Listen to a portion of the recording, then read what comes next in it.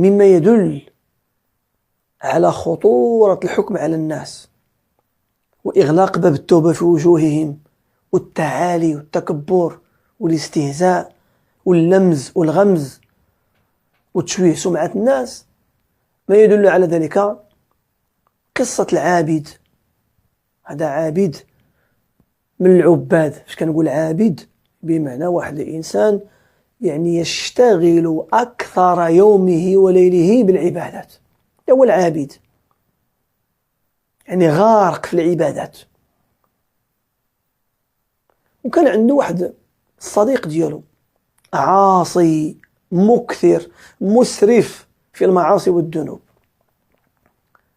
فوجده في يوم من الأيام على ذنب. لقى واحد المرة كيدير واحد المعصية واحد الذنب، ويقول له والله لا يغفر الله لك. شتي انت؟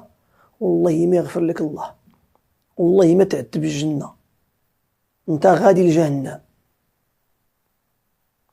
كلمة. هذا عابد وهذا عاصي.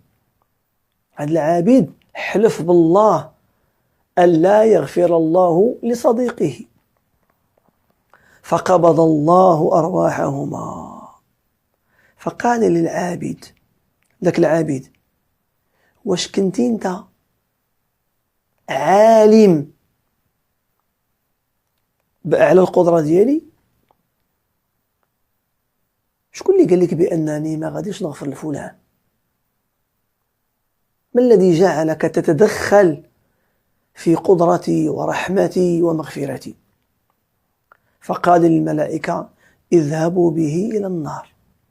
هذا كيبان عابد في الظاهر، لكن في الباطن متكبر، في الباطن متعالي، في الباطن يحتقر الناس، في الباطن عنده شي خلل. أرد معايا البال، راه والله ما نقيتي قلبك ومصلحتي بينك وبين الله ومصلحتي بينك وبين عباد الله حتى تكون يعني نقي القلب. ديك العبادة يقدر ما تنفعكش. العبرة ليست بكثرة الصلاة وكثرة الصوم